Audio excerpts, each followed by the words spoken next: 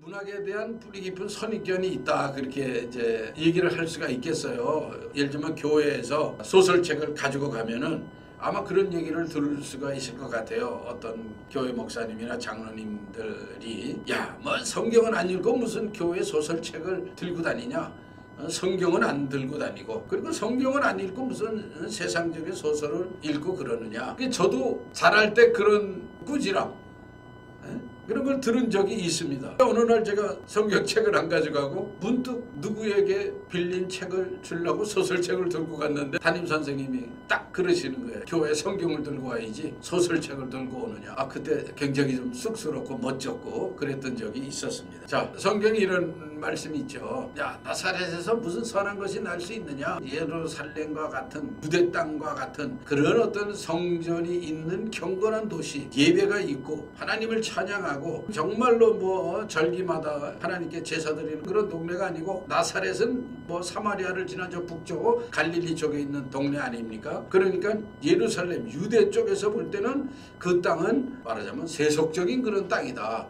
거기서 무슨 선한 것이 날 수 있느냐라는 그런 그 인식이 예수님 시대에 있었죠. 그래서 예수님께서 나사렛에서 오신 그런 그 목자다, 목수다, 나사렛 출신의 목수다, 무슨 나사렛에서 선한 것이 날 수 있느냐라는 그러한 말을 들으셨던 것이 있습니다. 그 다음에 이제 바울 사도께서 저 아테네도 올라가시고, 그 다음에 지금으로 얘기하자면 소아시아 지역이죠. 여기를 쭉 다니시면서 그 다음에 아테네도 이제 올라가셔서 보시니까 이름도 알 수 없는 그런 신들에게 절했던 그런 모습을 보시면서 굉장히 마음에 분해하셨다. 우리는 그거를 다르게 거룩한 분노다 이렇게 표현을 하기도 합니다. 거룩한 분노. 자, 이름도 알 수 없는 신에게 절하는 그런 엄청난 신들을 섬기는 아테네의 모습을 보면서 바울 사도께서 가지셨던 그런 마음. 그래서 디모데전서 4장 7절에는 망령되고 허탄한 신화를 버려라, 그러죠. 근데 유대인들은 족보 이야기를 하고, 그 다음에 그 헬라인들은 그런 신화 이야기, 그런 그 신화의 이야기들을 하고, 그렇지 않은 사람들은 또 헛된 이야기들을 하고 하니, 그것은 예수 그리스도를 우리가 구주로 영접하고 구속함을 받은 그런 그 신앙생활을 하는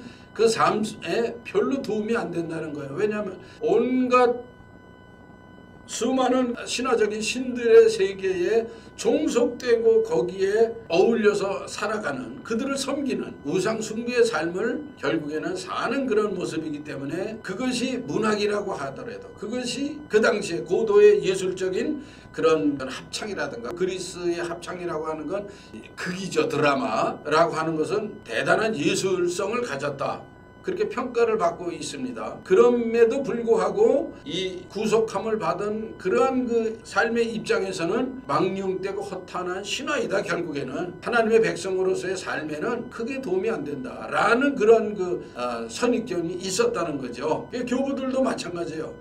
예를 들자면 터툴리아누스라고 하는 교부는 그렇게 얘기를 했어요. 아테네와 예루살렘이 무슨 상관이 있겠는가? 아테네는 무슨 도시, 하나의 실제적이면서 상징적인 도시입니까? 수많은 그런 그 신화적인 신들에게 대해서 제우스라든가 아폴론이라든가 아프로디테라든가 뭐 기타 이라는 수많은 신들을 섬기는 그러한 신전이, 수많은 신화적인 그런 그 신들이 있어요. 그 아테네가 그런 하나의 상징적인 도시예요. 실제로 거기서 소위 제사도 지내고 숭배를 했고, 지금은 뭐 거의 그리스 로마 신화가 필독사 아닙니까? 뭐 이미 오래전부터 역사적으로. 그러나 그 예수님 이제 이후에 초대교회에 많은 교부들도 그렇게 본 거예요. 예루살렘은 그럼 어떤 도시입니까?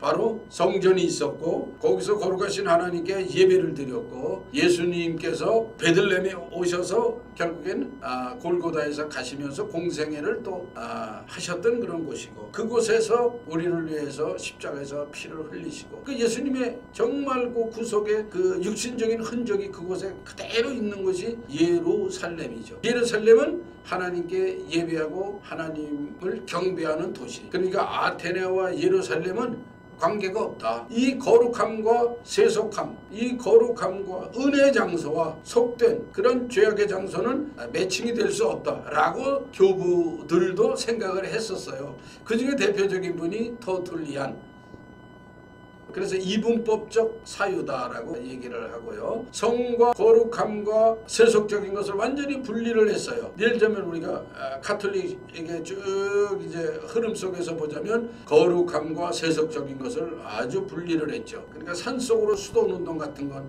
왜냐면 시장과 같은 세속적인 삶 속에서는 하나님의 이 은혜의 삶을 제대로 누릴 수가 없다. 그래서 수도운동과 같이 그렇게 세상으로부터 격리된 곳으로 찾아간 그런 모습을 우리가 볼 수가 있죠. 성속의 분리입니다. 이제 그렇다면은 이것을 우리가 문학과 연관시켜서 보자면 허탄한 신화라든가 그 다음에 전설이라든가 그 다음에 영웅감 그런 거죠. 이런 내용들이 잔뜩 들어있는 비현실적인 그런 세계들을 다루는 문학이라고 하는 것이 과연 진실을 말할 수 있는가?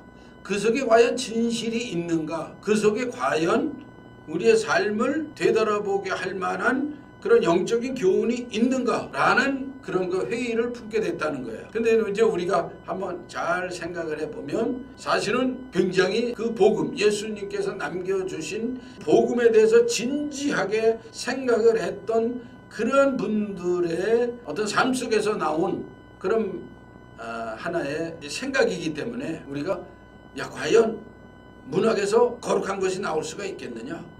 과연 이렇게 세속적인 것을 다 다루는 문학 속에서 과연 우리가 정말 영적인 것을 얻을 수가 있겠느냐? 이런 생각을 한번 해볼 수는 있겠죠. 그러면 그 수많은 이야기들이 다 죄악의 이야기고 바울사도의 말씀처럼 배설물과 같이 여기는 그러한 내용의 것이냐? 설령 그것이 흔히 얘기해서 문학이라고 할지라도 그것에 우리의 삶을 돌이켜보는 성찰할 수 있는 요소는 없는 것인가? 거꾸로 얘기해서 문학을 통해서 만약에 그렇게 말을 할 수가 있다면 우리는 한번 되돌아봐야 될 필요가 있다. 문학은 마치 아메바와 같다라고 생각합니다. 그래서 거룩함도 품고 때로는 죄악의 모습도 품는 그러한 마치 생명체와 같은 것이 문학이 아닐까. 그러나 우리가 보면은 문학은 굉장히 하나님의 이런 메시지를 전달해 줄 수 있는, 그리고 전달해 주는 하나의 도구다.